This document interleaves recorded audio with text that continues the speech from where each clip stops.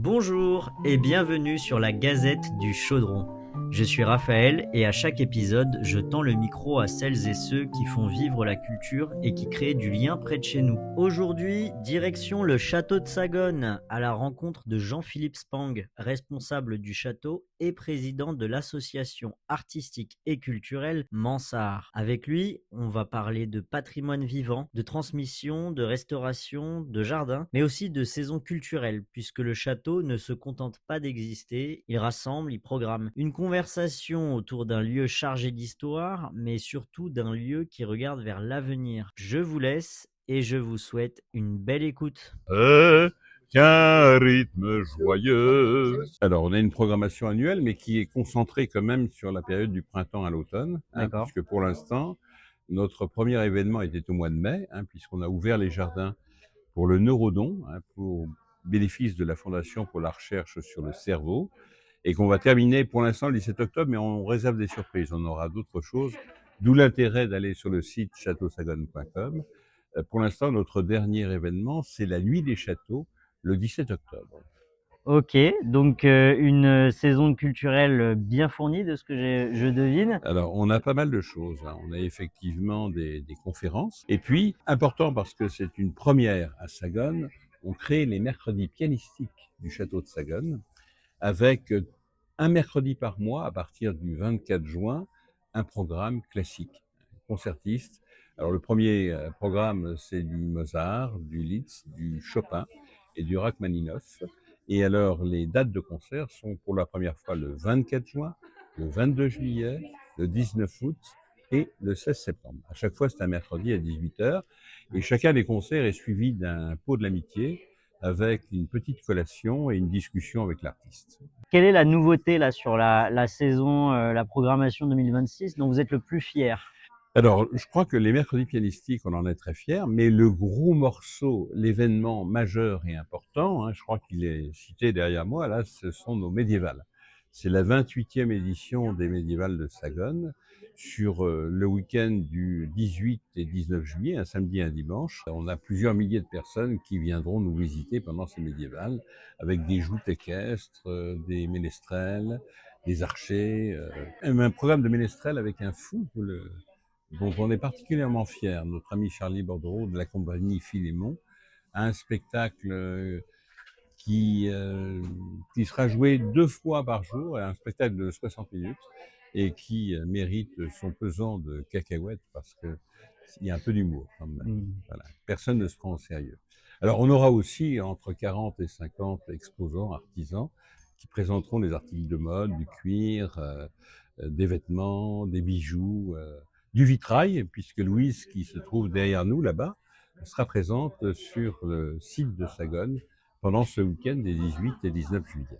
Et comment t'es arrivé au château de Sagone? Est-ce que tu en as hérité? Est-ce que c'est toi qui as voulu le préserver?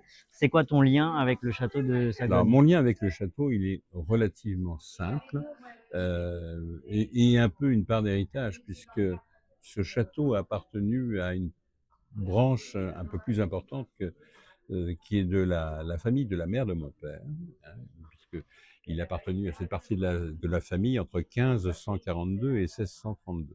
Voilà. Mon père l'a racheté en 1977, ça fera 50 ans en 2027 l'an prochain, et il l'a racheté pour le sauver, car le bâtiment était véritablement à l'état de ruine. Donc il y a énormément de travaux, et il y en a encore à faire, qui ont été entrepris sur le château. Et immédiatement après les premiers travaux de restauration, on est convenu qu'il fallait aussi animer les pierres, parce que restaurer pour restaurer, c'est bien, il faut donner aux gens envie de venir, de revenir et d'aimer ce château, et peut-être en venant visiter notre château à Sagone, de voir différemment l'église ou le petit bâtiment un petit peu intéressant de leur village, en se disant, tiens, peut-être qu'on pourrait nous aussi faire quelque chose. Est-ce que tu as une vision long terme? Est-ce qu'il y a un projet long terme là qui est en train de mûrir en ce moment ou pas du tout? D'évolution? L'évolution, disons qu'on aura 50 ans d'existence en 2027.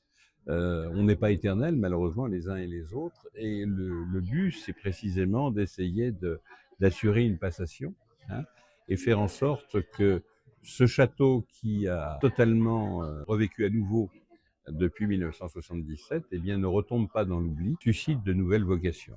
On essaie d'intéresser les gens, d'amener les gens à participer à nos activités. Et tout ça, ça fait une grande famille du patrimoine.